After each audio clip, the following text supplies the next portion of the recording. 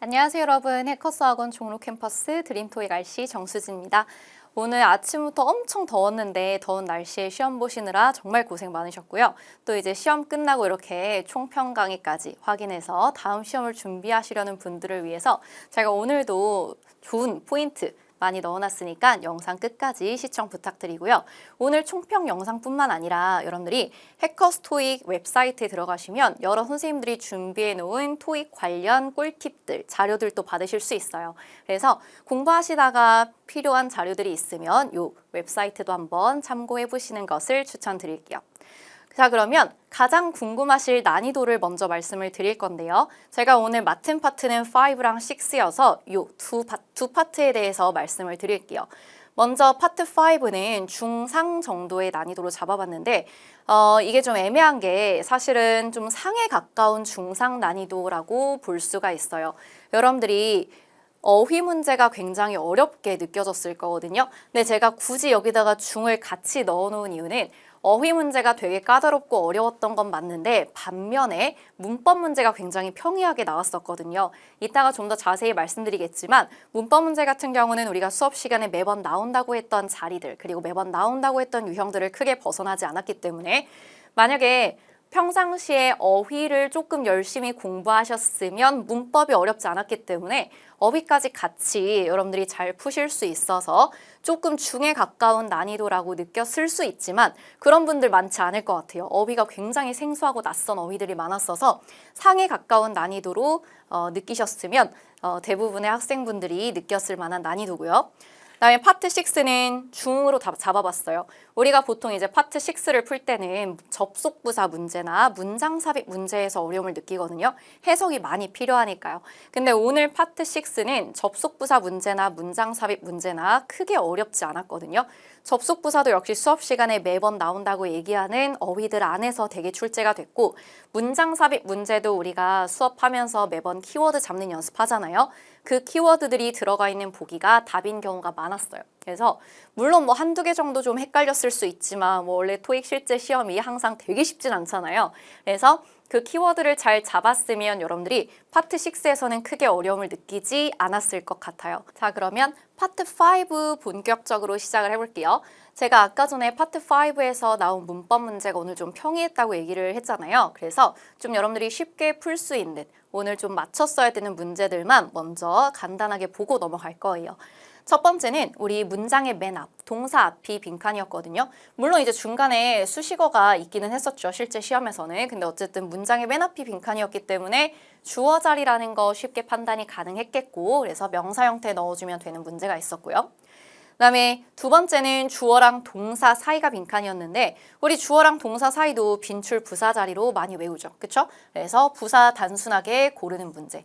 빈출 부사 자리를 우리가 수업 시간에 5개 정도 외우잖아요. 그래서 주부동 요거 하나 나왔고 제가 여기다 다 쓰지는 않았는데 사실은 비동사랑 빈칸, 형용사 이렇게 나오면서 비동사랑 형용사 사이 비부형 이런 부사 자리 그리고 또 이렇게 BPP라든지 have PP 동사 사이에 빈칸이 있어도 여러분들이 가운데 동사를 수식하는 부사 넣어야 되잖아요. 그래서 이렇게 동사 사이에 부사 넣는 문제 역시 한 문제 출제가 돼서 오늘은 부사 자리 문제가 굉장히 많이 나왔고 전부 다 쉽게 출제가 됐어요. 그 다음 3번도 여러분 우리 명사 앞이 빈칸이면 가장 먼저 우선 고려해야 되는 것은 이 명사를 수식하는 형용사겠죠. 그쵸? 여기도 마찬가지 형용사 고르는 문제 한 문제 출제가 됐었고 보기 중에서 일반 형용사 입으로 끝나는 일반 형용사뿐만이 아니라 ing 형태도 있기는 했지만 우리 시험에서 형용사 문제가 출제가 되면 보통은 ing 형태 현재 분사보다는 일반 형용사가 답일 확률이 훨씬 더 높기 때문에 여러분들이 일반 형용사를 우선 고려했으면 역시 어려운 문제가 아니었어요. 그 다음 4번 같은 경우는 빈칸이 어떤 자리로 출제가 됐냐면 인칭대명사 문제. 이런 인칭대명사 문제는 사실 전통적으로 명사 앞이 빈칸이면서 이 명사를 꾸며줄 수 있는 소유격을 넣을 수 있는지가 사실 제일 많이 출제가 되어 왔는데 요새는 요 자리, 동사 무슨 자리예요? 주어 자리에 주격 넣는 문제가 또 자주 출제가 되고 있어요. 그래서 오늘도 역시 주격 문제. 그 다음에 마지막 5번은 이거 무슨 문제를 의미하는 거냐면 시제 문제가 또 하나 나왔거든요. 근데 파트 5에서 나오는 시제 문제는 한 문장만 출제가 되다 보니까 그 문장 안에서 시제에 대한 힌트를 확실하게 줄 수밖에 없고 오늘도 이제 문장 끝부분에 보시면 미래를 나타낼 수 있는 표현이 있었기 때문에 그냥 will 들어간 거 고르면 되는 단순한 시제 문제였어서 제가 여기다 넣어봤어요. 시제 문제 치고는 어렵게 출제가 되지 않았고 이외에 조금 더 우리가 들여다볼 만한 문제들을 살펴볼게요. 대명사 문제가 또 하나 나온 게 있었는데 anyone이랑 does의 차이. 그럼 이거 우리가 수업 시간에 많이 하긴 하거든요. 둘 다 사람을 의미할 수가 있어요. anyone은 누구나 라는 의미로 사람을 의미할 수가 있고 those는 뭐뭐한 사람들. those가 그것들 저것들이란 의미 이외에 뭐뭐한 사람들이란 의미로도 쓰일 수가 있거든요. 그래서 둘 다 보기에 나오면 우리가 해석상 구분할 수 있는 것이 아니라 뒤에 나오는 뭘 가지고 구분을 해야 될까요? 뒤에 나오는 동사. 우리 이 anyone이랑 does를 구분하라는 문제는 뒤에 이런 식으로 후 동사 구조, 주격 관계절이 붙을 거거든요. 이때 anyone 같은 경우는 one으로 끝나니까 뒤에 동사가 후 뒤에 동사가 단수. 그 다음에 does는 뭐뭐 한 사람들이란 의미로 쓰이기 때문에 후 뒤에 나오는 동사가 복수여야 되거든요. 그래서 수업 시간에 anyone 후 단수, does 후 복수 이렇게 이제 세트로 외운단 말이에요. 그래서 오늘 시험에서도 후 뒤에 정확하게 이제 동사가 나왔고 이게 복수 동사였기 때문에 does를 고르는 문제가 출제가 됐어요. anyone이랑 does 문제 같은 경우는 항상 이렇게 후 뒤에 동사 수일치만 여러분들이 잘 알아보면 되는 문제였고요. 그리고 명사 문제 하나 더 볼 건데요. 그럼 이게 살짝 어려웠을 만한 게 빈칸 앞에 명사가 이미 있었어요. 실제 시험은 이거랑 살짝 다른 단어긴 했지만 문제 유형은 똑같으니까 이걸로 같이 볼게요, 여러분. 빈칸 앞에 명사가 있었어서 여러분들이 여기다가 이제 명사를 꾸며주는 형용사를 써야 되나? 이런 식으로 접근을 했다면 해석이 말이 안 돼요. 여기도 지금 만약에 내가 빈칸에 pp를 넣게 되면 동사가 improve란 말이에요. 향상시키다. 그럼 물을 향상시키다는 말이 안 되죠. 뭐 물의 퀄리티를 향상시키다, 품질을 향상시키다 이렇게 말할 수는 있지만 그냥 물 자체를 개선하다, 향상하다 이렇게 말하는 건 좀 어색하거든요. 그래서 실제 시험도 마찬가지로 여기서 이제 명사가 끝나면 앞에 있는 동사랑 의미가 부자연스러웠거든요. 그래서 이건 복합명사 문제로 명사를 다시 한 번 더 써주는 문제였어요. 그래서 water supply 이렇게 넣어주시면 되고 이 복합명사 문제가 시험에서 간혹 출제가 되면 여러분들이 기본적으로는 해석까지 들어가야 할 수도 있는데 한 가지 이제 우리가 팁을 알려드리자면 이 명사 뒤가 빈칸이잖아요. 명사 뒤가 빈칸이면 여기다 적어드릴게요. 명사 뒤가 빈칸이라면 물론 형용사가 답일 수 있어요. 형용사가 답의 가능성이 충분히 있긴 해요. 왜냐하면 형용사, 명사 뒤에서 명사 수식할 수 있으니까. 근데 만약에 빈칸 뒤에도 막 수식어가 더 연결해서 나오는 게 아니라 빈칸 한 단어로 이렇게 끝나잖아요. 그러면 얘는 형용사가 답이 아닐 확률도 굉장히 높아요. 그래서 여러분들이 이런 식으로 명사 앞에서 빈칸을 만나면 이때는 형용사를 우선 고려하는 것이 좋아요. 형용사 우선 넣어보고 걔가 자연스러우면 그냥 답으로 고르셔도 돼요. 근데 만약에 명사 뒤가 빈칸이라면 이때는 형용사도 가능성은 있지만 형용사 이외에 답일 수 있는 보기가 되게 많아요. 복합명사 문제라면 명사가 들어갈 수도 있고 또 이제 문장 구조에 따라서는 부사가 붙을 수도 있거든요. 부사가 저 멀리 있는 동사를 꾸미거나 하면서. 그래서 이렇게 명사 뒤가 빈칸일 때는 냅다 형용사로 가지 말고 형용사로 생각이 들더라도 넣었을 때 의미가 괜찮은지 한번 확인을 해보시면 형용사 넣지 말고 딴 거 넣어야겠다라는 판단이 또 서실 수가 있어요. 근데 이제 오늘 이 문제가 들어가야 되는 명사가 품사가 또 이제 명사랑 동사가 둘 다 되는 단어였거든요. 명사랑 동사가 둘 다 되는 단어가 보기에 있으면서 여러분들이 이걸 명사로 인식할 수 있었어야 되는데 만약에 동사라고만 인식을 해버렸다면 다른 함정으로 빠지기가 쉬운 문제긴 했거든요. 그래서 항상 단어 외우실 때는 품사를 기본적으로 잘 알아두셔야 이런 문제도 맞힐 수가 있다는 거 기억을 해두시고요. 그 다음 전치사 문제 하나 볼 건데 어려운 문제는 아니었어요. 우리 by ing가 뭐뭐 함으로써 by ing가 뭐뭐 함으로써 라고 수단을 나타내는 표현이거든요. 보통 동명사는 시험에서 정답으로 출제가 되는 경우가 상당히 적은데 이제 출제가 됐을 때 전치사 플러스 동명사 모양으로 잘 나오고 그중에 by 플러스 동명사가 또 이제 빈출, 동명사 중에서는 그나마 동명사 자체가 잘 안 보일 거지만 동명사 중에서는 그나마 이 구조는 좀 보실 수가 있어요. 독해할 때도 문장 속에서 이 구조는 많이 보일 거거든요. 사실 오늘 시험에서도 독해하다가 지문 속에 by ing가 있기는 있더라고요. 그래서 이건 세트로 알아두시면 앞으로 편하실 거예요. 그 다음에 수일치 문제. 그럼 이 문제는 여러분들이 살짝 이제 헷갈렸을 만한 게 특히 인문 기본반 학생들이 많이 실수하시는 게 뭐냐면 우리가 이 빈칸에다가 동사를 단수 쓸 것인가 복수 쓸 것인가는 주어를 봐야 되잖아요. 근데 이제 가장 맨 처음 나오는 명사가 보통 주어니까 여러분들이 이걸 이제 주어 취급해버리는 거예요. 근데 여기 지금 어퍼스로프 S 보이시죠? 우리 어퍼스로프 S는 소유격을 의미하잖아요. 뭐 마이같이. 그래서 얘는 정수진의라고 소유격이기 때문에 정수진이 진짜 주어가 되지 못하거든요. 그 뒤에 나오는 명사가 진짜 주어인 거예요. 그래서 여기 지금 복수명사 있으니까 복수동사 고르는 문제였고 제가 지금 보기를 이제 2개만 넣어놓긴 했는데 실제 시험은 보기가 4개잖아요. 이 보기 4개에 하나는 동사가 아니었어요. 그래서 그냥 뺄 수 있는데 나머지는 시제도 다르고 태도 달랐던 모양이거든요. 그래서 여러분들이 괜히 시제 문제라고 생각을 하거나 괜히 태 문제라고 생각을 했을 경우 시간이 좀 더 걸렸을 수 있어요. 그래서 우리 동사 문제 풀 때는 항상 요 순서를 내가 생각할 수 있어야 시험장에 가서도 내가 막 되게 마음이 불안하고 초조하고 급박할 때 시간 낭비하지 않고 해야 될 걸 딱딱딱 할 수 있거든요. 그러니까 문장에 우리 시제에 대한 힌트가 바로 보일 수도 있죠. 아까 전에도 tomorrow 봤었잖아요.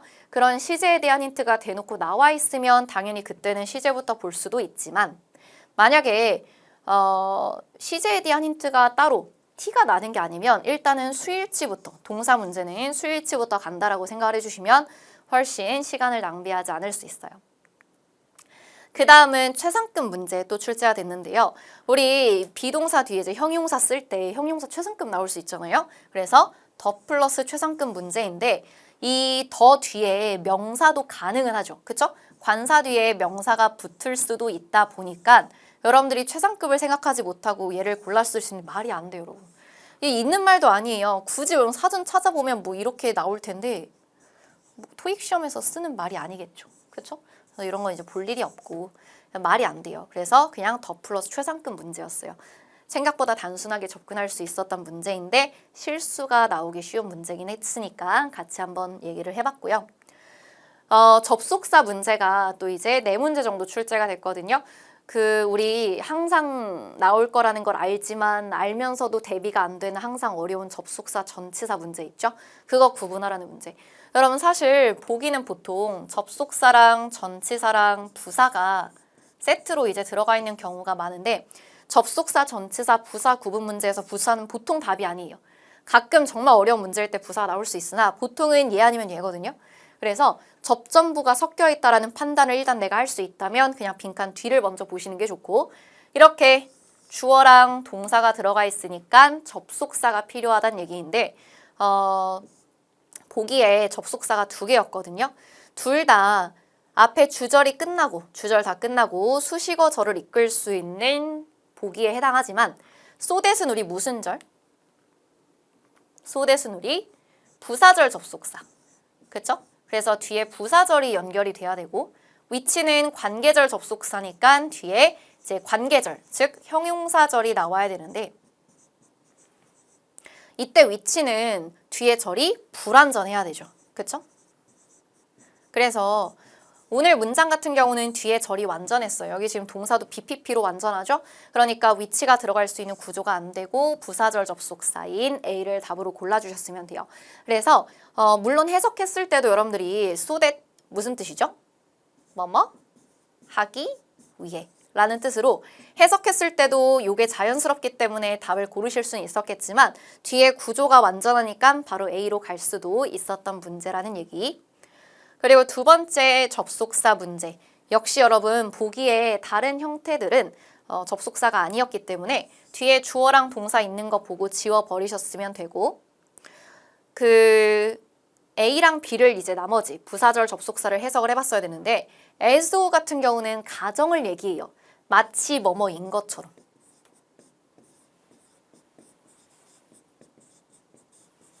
근데 여기 지금 생산이 계속해서 증가할 것이다 하면서 수요가 감소인 것처럼 이건 말이 안 되잖아요. 그렇죠? 그러니까 수요가 감소하더라도 생산이 계속해서 증가될 것이다 라는 의미를 가지는 비록 뭐뭐일지라도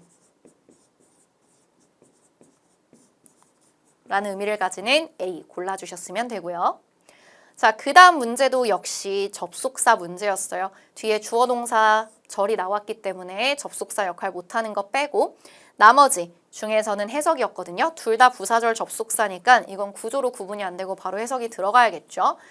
whereas 같은 경우는 우리 빈출 접속사니까 사실 여러분들이 해석이 되시긴 해야 돼요. 뭐뭐인 반면에 라는 의미이고 when은 부사절 접속사일 때, 뭐뭐 할 때라는 의미가 있죠. 그쵸? 그래서 해석하면 앞에서 이제 외국인들이랑 얘기하는 게 덜 스트레스가 될 것이다.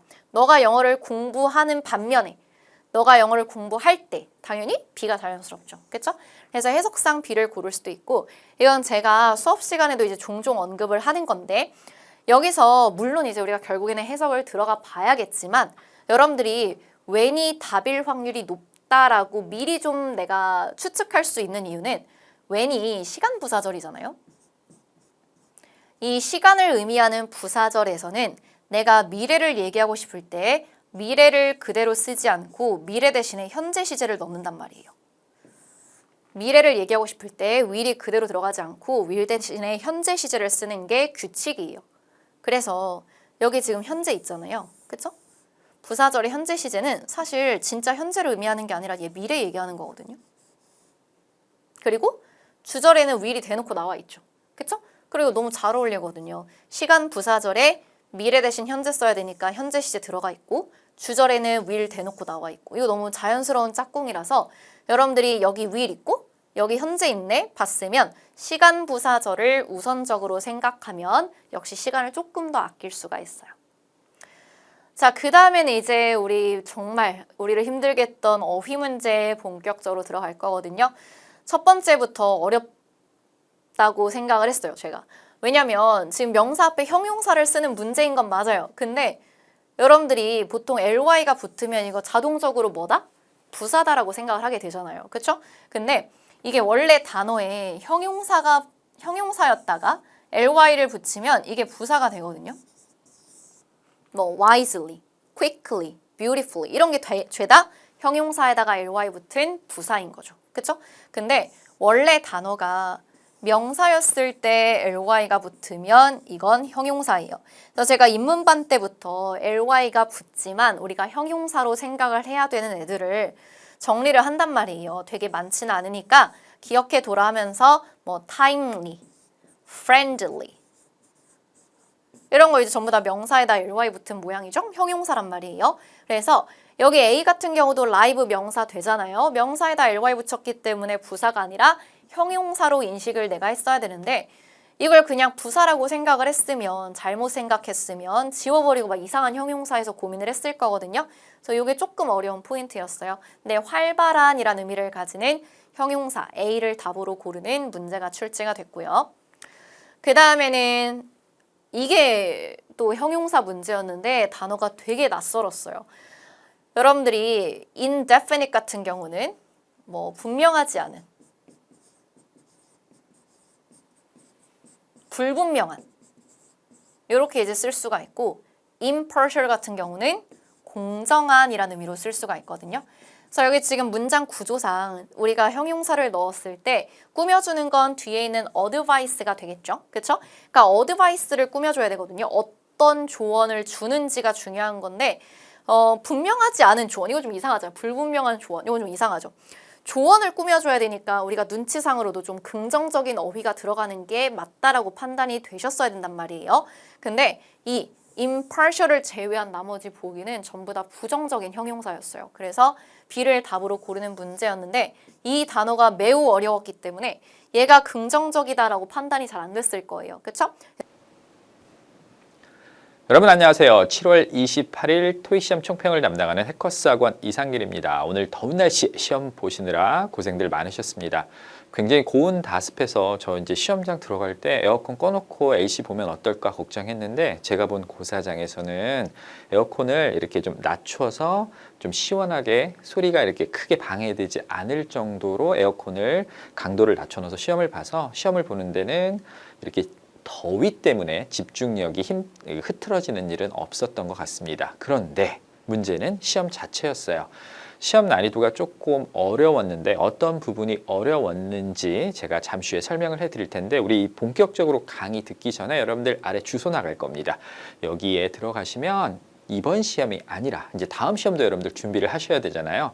그 다음 시험을 하기에 좋은 최적의 자료들이 있으니까 우리 사이트 꼭 참조해서 다음 시험 준비 잘 하시기 바랍니다. 자, 오늘 펄7의 전체적인 난이도 단일 지문, 연계 지문 모두 중상인데요. 여러분들 피로감은 서서히 쌓여오잖아요. 우리 월요일부터 이렇게 하루하루 지나다가 목요일 막 이렇게 되면 정말 절정의 피로에 이르죠.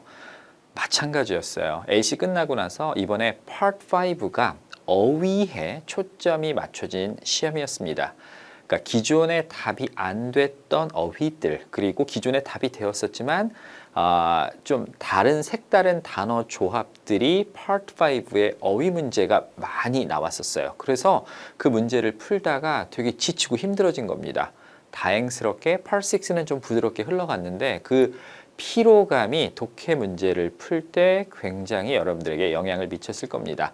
그래서 되게 이제 피곤하고 지친 상태로 독해 들어왔는데 일단 문제 배치는 아주 전형적인 배치였어요. 싱글 패시지 두 문항짜리 이렇게 4개 나오고 세 문항, 네 문항 나왔고요. 여기 이제 아티클이 하나씩 들어가서 아티클이 단일 지문에 2개가 있었습니다. 그리고 이제 더블 트리플로 흘러갔는데 여기에서 일단 지문의 길이는 뭐 엄청나게 길진 않아요. 보통 여러분들 토익 출제할 때 두 문항은 8줄, 세 문항은 12줄, 네 문항은 15줄, 그리고 다섯 문항은 보통 22줄 정도를 평균에 맞춰줍니다. 이게 이제 평균이고 매달 시험에서 약간씩 편차는 있어요. 어떤 건 막 두 문항짜리가 10줄씩 나올 때가 있습니다. 그렇게 되면 두 문항이 4지문이 나오잖아요. 하나가 10줄이 되면 나머지 두 문항짜리 줄수가 줄어드는 경향이 있습니다. 그래서 평균적으로 보통 이렇게 줄수가 나오는데 이게 그 두 문항짜리 중에 지문 전체를 모두 읽어야 되는 그 전체 나투루 문제가 되게 많았었습니다. 그리고 이게 이제 제일 어려운 건데 답의 근거를 찾을 때 저 여기 있어요. 여기만 찾아보세요 라고 하는 문제들이 있었는데 그 답의 근거를 찾았는데 정답과 혼동되는 오답 보기가 이번 시험에 유난히 많았습니다. 그러니까 아예 답이 아닌 A, B, C 대입 중에 얘랑 얘는 답이 아니라는 걸 금방 알겠어요. 그런데 이거 둘 중에 하나인데 얘를 넣어도 말이 될 것 같은 그러한 문제들이 있었고요. 의외로 그런 것들이 주제 목적에 있어서 고개가 갸우뚱거려지는 그런 시험이었습니다. 여기 보면 정답과 혼동되는 오답 보기가 많이 등장한다는 건데 이제 요거와 더불어서 지문 구성과 더불어서 제가 여러분들한테 특히 아예 고득점이 목표가 아닌 분들에게 팁을 하나 드리면 초중급자, 그러니까 뭐 점수로 따지면 나는 한 400점까지만 맞으면 돼. 개수로 따지면 100개 기준으로 해서 80개 초반까지만 맞으면 돼 라고 하는 분들을 위한 팁. 사실 이 100개 중에 80개 정도를 맞는다면 시험 난이도에 상관없이 200번까지 풀 확률이 좀 많이 없어요. 이런 분들은 이제 요걸 꼭 기억을 해 두셔야 돼요. 제가 아까 두 문항짜리가 이렇게 나오고 세 문항, 네 문항 이렇게 나온다고 말씀드렸는데 이 문항수 배치가 항상 지켜지는 것은 아닙니다. 가끔 보면 세 문항이나 네 문항짜리가 앞쪽으로 확 튀어나갈 때가 있어요. 우리 Part 7은 147번부터 시작해서 싱글 패시지가 175번까지 이어지잖아요. 근데 세문항, 네문항짜리가 막 150번대나 160번 초반대 나올 때 있거든요. 이때 이제 주의하실 게 있습니다. 가끔 문제 배치에서 세문항, 네문항이 앞으로 배치가 되는 경우 유난히 지문의 길이가 길거나 익숙하지 않은 지문을 앞쪽에 확 던져놓는 경우가 있어요. 그러니까 이거는 사람들을 겁주려고 그러는 겁니다. 이때 시험 경험이 많이 없는 분들이 취할 수 있는 태도는 두 가지입니다. 첫 번째, 거기 중에서 쉬운 것만 골라 푸는 겁니다. 어차피 설계할 때 3개 중에 2문항은 쉽게 내고요. 4개 중에 2-3문항은 쉽게 냅니다. 그래서 초반에 긴 지문이 나왔다. 무턱대고 힘으로 부딪혀서 이걸 다 풀고 넘어가야지. 그렇게 하는 건 100개 중에 80개 넘는 사람들, 정기 토익 점수가 400대 초반 중반이 넘어가는 사람들이고요. 나 시험 본 적 한 번도 없어, 나는 점수가 200점 300점 초반대야 라고 하면 세문항 네문항짜리 만났을 때, 처음에 만났을 때 무턱대고 다 풀려고 하지 마시고 쉬운 것만 골라서 푸시거나, 아니면 아예 잘 안 읽히는 경우 있거든요. 고유명사가 너무 많이 나오거나 쉬운 편지나 이메일 지문이 아니라 한 번도 안 읽어본 낯선 스토리 지문, 무슨 제품을 설명하는데, 무슨 서비스를 설명하는데 그 내용을 잘 모르겠어요. 그러면 그걸 맨 나중에 푸시는 걸 추천을 해드립니다. 그래서 이게 배치된 대로 문제를 푸는 건 좀 내가 스스로 좀 싸울 힘이 있을 때고요. 시험 처음이다, 나는 경험 많이 없다라고 한다면 지문의 순서를 바꿔 풀거나 쉬운 것만 골라서 푼다는 거 기억을 해 두시기 바랍니다. 자, 그 다음에 시험에 동의어 찾기가 3개 출제가 됐었는데, 이 동의어 찾기는 문제를 풀 때 떠오르는 의미를 골라내면 안 된다는 거 아시지요? 누구와 함께 사용이 되는지. 그러니까 원래 설계할 때 함께 쓰이는 단어에 따라서 의미가 달라지는 단어들을 굉장히 중요하게 생각하고요. 그리고 품사에 따라 달라지는 단어들, 예를 들어서 여러분들 사운드란 단어, 이걸 보고서 에헤 이거 명사로 소리잖아, 소리? 이렇게 떠오르면 안 돼요. 이게 동사로 사용이 되면 뭐뭐인 것 같다는 뜻으로 사용이 되거든요. That sounds great, that sounds excellent. 근데 이게 형용사로 쓰이면 어떤 의미인지 아십니까? 그러니까 이 사운드가 딱 보고 나서 머릿속에 소리가 떠오른다고 소리의 동요를 찾아내시면 아니 되고요. 이 단어가 이 문장에서 어떤 품사로 사용이 됐는지를 여러분들 꼭 확인을 해 두셔야 돼요. 사운드 형용사로 사용이 되면 건전하고 건강하고 튼튼하고 뭐 이런 뜻입니다. Sound structure 하면은 되게 튼튼한 구조란 뜻이고, Sound advice 하면 되게 건전한 조언. 너 있잖아, 일확천금 노리지 말고 분산 투자를 해. 투자에 대해서 뭐 이렇게 건전한 투자, 이럴 때 우리가 Sound investment나 Sound advice라는 단어를 사용을 합니다. 자, 여기도 지금 보시면 turn이라는 단어만 딱 보고 보면 뭐 야 돌아봐 이럴 때 turn이라는 단어, 우리 뭐 turning point 이럴 때 이런 표현을 쓰지만, 이 turn이 profit과 함께 쓰이면 turn a profit은 이익을 만들어내다, 얻어내다 라는 뜻으로 개인의 의미로 사용이 됩니다. 물론 뭐 make라는 단어 쓰셔도 돼요. make a profit이 이익을 만들어낸다는 뜻이니까. 그 다음에 두 번째 conduct. conduct도 뒤에 나오는 함께 쓰이는 표현에 따라서 의미가 굉장히 달라지는데요. conduct 한 인터뷰는 인터뷰를 이끌어가다, 수행하다 이런 뜻이지만, 예를 들어서 지금 conduct 다음에 예를 들어서 이벤트 이러면 행사를 개최하다는 뜻으로, 이럴 때 만약에 이벤트와 컨덕트의 동의어를 찾으라고 하면 여러분들 홀드 찾아야 된다는 거 아십니까? 개최하다. 그 다음에 critical. 이 critical은 뜻이 3가지 정도가 되는데, critical parts 이러면 아주 이제 중요한, 핵심적인이라는 뜻으로 essential을 찾아내시면 되는데, 이 critical은 함께 쓰이는 표현에 따라 의미가 달라지거든요. 요거 이번 시험뿐만 아니라 다음 시험을 대비하면서 여러분들이 꼭 알아두셔야 돼서 제가 따로 준비를 해봤습니다. critical의 3가지 의미. 자, 일단 이렇게 it is critical that 이런 구조에 사용이 되면 중요하다라는 뜻입니다. 뭐 it is critical that 다른 표현으로 바꾸면 important 이런 정도의 의미로 바꿔서 쓰시면 되고요. 근데 이게 있잖아요. 비동사 다음에 쓰이고 뒤에 전치사 of가 오면 be critical of 하면 비판적이라는 뜻입니다. 그래서 the board, 이 사진이 is critical of 해놓고서 뭐에 비판적이다? New marketing strategies, 새로운 마케팅 전략에 대해서 비판적이다. 그래서 be critical of는 비판적인. 그런데 이 단어가 명사 앞에서 사용이 되면 아주 심각한 중증의 이런 뜻으로 사용이 돼요. 그래서 야, 그 어떻게 된 거야? 그럴 때 아주 회사가 있잖아. 지금 자금 부족 때문에 크리티컬한 컨디션이야. 이러면 되게 심각하다라고 해서 serious를 여러분들이 동의어로 찾아야 될 때도 있습니다. 동의어 찾기 다시 한번 말씀드리지만 누구랑 함께 쓰이는지 그리고 품사에 따라 의미가 달라지니까 반드시 앞뒤를 보고 골라내셔야 된다는 거 기억해 두시고요. 이제 주목할 만한 패러프레이징 함께 보도록 하겠습니다. 그 토익 처음 공부하시는 분들은 패러프레이징이 어떤 의미인지는 아시죠? 위에 있는 단어들을 선택지에서 찾을 때 같은 의미를 가진 다른 단어로 찾아내는 연습, 이게 패러프레이징이라고 하는 거고요. 독해 문제가 총 54개인데 40개 정도는 단어를 바꿔놓는다는 거 기억해 두시기 바랍니다. 자, 첫 번째 제품이 나왔어요. 새로운 제품을 설명하면서 이 제품은 말이에요. available, 구매가 가능합니다. 레드, 블루, 퍼플 그리고 다양한 색깔들이 쭉 나오면 이제 우리가 이걸 보고 알 수 있는 건 이 제품은 구할 수 있구나. 어떻게? 요거 색깔이 2개 이상이죠. 그러면 다양하다는 표현 쓸 수 있겠죠. various colors로 제품이 구매 가능하다. 근데 여기 come in이라는 단어 보이죠? 요거는 come in, available 이렇게 찾아내는 건 독해에 필요한 거고요. 이건 Part 5에도 출제됩니다. Part 5에 이렇게 놓고 이 come이라는 단어 찾는 문제 혹은 in을 찾는 문제 시험에 여러 번 출제가 됐었으니까 come in, 물건을 구할 수 있다, 구매 가능하다 이런 뜻으로 기억해 두시기 바랍니다. 자, 그 다음에 두 번째 paraphrasing 보도록 하겠습니다. We'll get an extensive customer base.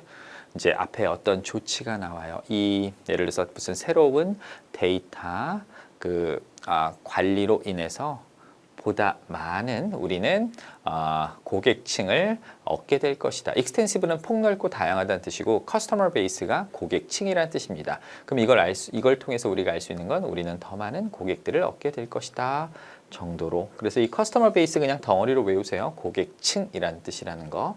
자, 그 다음에 여기 extensive라는 단어는 여러분들 solid라는 단어, 이거 원래 딱딱하고 고체라는 뜻이잖아요. 근데 이게 견고하다 뜻으로 또 사용이 돼서 왜 우리 보통 뭐 탄탄한 팬심 뭐 이럴 때 이런 표현들 많이 쓰죠. 단어도 같이 기억해 두시기 바랍니다. 자, 그 다음에 세 번째 패러프레이징입니다. 새로운 기술이 생겨났고요. 그것이 make, 만들 겁니다. 에너지를 어떻게? less expensive, 덜 비싸게. 그러니까 새로운 기술로 인해서 에너지에 들어가는 비용이 적게 된다. 그러면 그것이 어떤 결과를 만들어내느냐? 요 lead to는 여러분들 이 to가 전치사입니다. 그래서 뒤에다가 lower cost, 이게 이제 형용사 명사로 명사가 오게 된 겁니다. 그래서 더 낮은 비용의 결과. 그러니까 새로운 기술을 통해서 비용이 덜 들게 된다. 그렇게 되면 에너지에 들어가는 비용이 저렴해진다. 이렇게 이해를 하시면 됩니다. 자, 네 번째 패러프레이징 보도록 하겠습니다. 어떤 글이 있었어요. 그 메모가 있었고요. 메모에서 직원 중에 한 명이 has been awarded, 상을 받은 겁니다. 사실 저는 이거를 그 외국 드라마에서 보고서 저런 대회도 있구나라는 걸 했는데 외국에서는 이게 이제 부동산 중개업자잖아요. 그래서 뭐 전미 부동산 중개인 협의회 이런 데서 뭐 올해 그 부동산 중개인 이런 그 상을 줍니다. 그래서 지역별로 주기도 하고 전 미국에서 주고 그 사람들끼리 모여가지고 친목도모도 하고 발표도 하고 그런 그 제가 좋아하는 미드의 주인공이 리얼터였는데 그런 거 행사하는 내용이 나왔고 그런 비슷한 질문이 토익 시험에서 보이기에 전 너무 반가웠었거든요.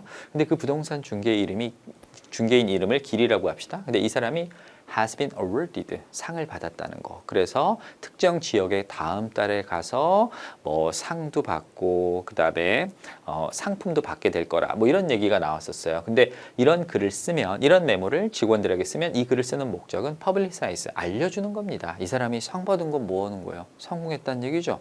이 사람의 어떤 성공과 성취를 알려주기 위해서고요. 요거 이제 이번 시험은 아니었지만 기존 시험 그리고 앞으로 시험에 굉장히 많이 나오는 어떤 상을 받다, 공로를 인정받다라고 할 때 쓰는 단어들 잘 보세요.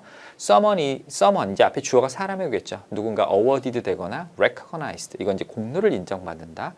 그 다음에 acknowledged, 이 단어 뜻 되게 많거든요. 근데 이게 사람이 주어로고 이 사람이 acknowledge 된다는 건 이 사람이 상을 받다, 공로를 인정받다라는 뜻이라는 거 이거 꼭 기억해 두시기 바랍니다. 아주 많이 나오는 표현입니다. 자, 그 다음에 5번째 패러프레이징 보겠습니다. 기사 지문이 있었어요. 사업이 참 힘들어요. 그죠? 우리 보통 뭐 이 회사의 일일 매출이 얼마고 단기간에 성공했다. 근데 사실 그런 회사 많지 않습니다. 초반에 힘들고 역경과 어려움을 겪고 이 지금까지 이제 성공의 스토리를 밟아온 그런 내용들이 보통 토익 시험에 많이 나오거든요. 그래서 그 성공이 쉽지 않지만 그 어려움을 이겨내고 성공한 두 개의 기업을 비교하는 기사였고요. A라는 회사가 있었습니다. 그 A라는 회사는 이렇게 나와요. 초창기에는 trial and error가 있었다. 이게 이제 시행착오라는 뜻이거든요. 생각대로 되지 않잖아요. 내가 가게문을 열어놓으면, 내가 베이글집을 열어놓으면 이 맛 때문에 사람들이 올 거라고 생각하지만 사실 맛이 전부는 아니죠. 그죠? 마케팅도 잘해야 되고 사람들의 이목도 끌어야 되고 그래서 초창기에 이 회사가 trial and error가 있었고요. 근데 B라는 회사는 다른 회사인데 이런 내용이 나왔어요. The situation was tough in the beginning. 초창기에 상황이 tough했다. 터프하다는 건 거칠었다는 뜻인데 이건 쉽지 않았다. not easy라는 뜻으로 두 회사의 공통적인 특징은 둘 다 처음 모두 회사를 시작할 때 struggle은 막 노력해서 뭐뭐하다, 애쓰다 이런 뜻도 있지만 어떤 뭐뭐로부터 고통을 받다, 힘들어하다라는 뜻으로 struggling 이런 표현들 많이 쓰거든요. 그래서 이 trial and error와 tough라는 단어를 갖고 이 struggle을 찾아내는 그런 지문도 있었습니다. 자, 그 다음에 6번째. 길버거가 was established 2 years ago. 2년 전에 설립이 되었다. 이거 이제 이 단어는 우리가 바꿔서 found, 이게 동사 원형으로도 사용이 돼요. 설립하다, 과거형 founded, 과거 분사 founded. 그래서 2년 전에 설립이 되었다는 건 우리가 어떻게 이해를 하셔야 되느냐? 길버거는 has been, 자, 요거 existence, 요거는 존재란 뜻인데 이게 존재한 지가 2년이 흘렀다라고 해서 요거는 비동사를 완료 시제로 쓴 거죠. 과거부터 지금까지 어떤 상황이나 상태가 지속되고 있다. 그래서 존재한 지 2년이 흘렀다. 아니면 이렇게 해서 길버거 has been in business. 이게 영업을 해오고 있다. 2년 동안 이렇게 이해를 하셔도 됩니다. 자, 7번째 패러프레이징입니다. 어떤 클럽이 있어요. 아니면 공연장이 있고 그 공연장이 너무 인기가 많은 거예요. 다양한 공연을 하니까 우리도 보통 보면 왜 한국에는 세종문화회관에서 사람들이 많이 공연하려고 하잖아요. 그래서 대관 일정이 다 잡혀 있잖아요. 그래서 이제 거기서 자기네 어떤 공연장에서 홍보를 하면서 우리 진짜 인기 많거든. 어떤 공연, 다양한 공연을 할 수 있는 음향시설도 있고 객석도 갖춰져 있는데 그래서 예약하려면 미리 하라고 합니다. 그래서 I recommend making a reservation. 권고드립니다. 예약을 하라고 적어도 5개월 전에 미리 사전에 to secure, 이건 동사로 사용이 돼서 확보하다는 뜻이고요. time slot, slot은 원래 홈이나 구멍이라는 뜻인데 여기서는 좌석 정도로 번역하시면 돼요. 그러니까 네가 원하는 시간대를 확보하려면 적어도 5개월 전에 해라. 그러면 예약을 하라. months in advance, 사전에 미리. 이거 in advance 대신에 우리는 미리 사전에라고 해서 ahead of time이라는 표현을 사용을 하셔도 됩니다. 그리고 요거 secure 몇 달 안 됐어요. 동사로 시험에서 확보하다는 뜻으로 시험에 출제가 됐다는 거. 보통 secure 이런 단어들 동의어 찾기에서 되게 좋아하는 게 대부분 토익 처음 공부하는 사람들은 security 때문에 형용사로 안전한 이 정도 알고 있는데 이게 이제 동사로 사용이 돼서 확보하다. 혹시 모르죠. 다음 시험에 또 나올지 어휘 문제로 secure the fund, 이건 자금을 확보하는 거고요. secure the contract 하면 계약을 따내는 겁니다. 그리고 지금처럼 이렇게 time slot 하면 시간대를 확보하다는 뜻으로 이게 얻어내다, 확보하다라고 acquire나 get 정도의 의미로 이해를 하시면 됩니다. 그 다음에 8번째, the flowing lines, 아주 입구에 flowing line, 유려한 선과 colorful hues, 이게 색조란 뜻이에요. 약간 겹치는 의미인데 다채로운 색조, 입구에 다채로운 색조가 attract, 끌어모았다. those, 불특정한 다수의 사람들, passing by, 지나가는. 그러니까 보다가 저거 뭐지? 여러분들 성수동 가면 팝업 스토어 되게 많죠. 한 달에 막 한 4, 50개씩 생겼다 없어지고. 근데 그런데 보면 되게 진짜 사람의 시선을 끄는 입구가 있어요. 그럼 사람들이 저거 뭐지? 라고 호기심을 가질 거 아닙니까? 그래서 이 입구에 대해서 우리가 알 수 있는 내용은 뭐냐? 거기가 유려한 선과 다채로운 색조가 있었다. 그래서 사람들이 호기심을 갖게 되고 그 입구가 바로 뭐하다? inviting. 이건 초대하다는 뜻이 아니라 사람들을 이렇게 맞아주고 저거 뭐지? 저 한번 들어가 보고 싶다. 이런 느낌을 주는 거예요. 그래서 이 내용을 갖고 여러분들이 inviting이란 단어. 이거는 inviting은 사람하고도 많이 쓰여요. 어떤 식당 같은 데 가서 inviting staff 하면 사람들 어서 오세요. 이렇게 즐겁고 환하게 맞아주다라고 할 때도 쓰이고요. 아니면 분위기가 inviting하다. atmosphere is inviting. 이런 표현들도 많이 사용하니까 알아두시기 바랍니다. 그 다음에 요거는 점수 잡는 Hackers.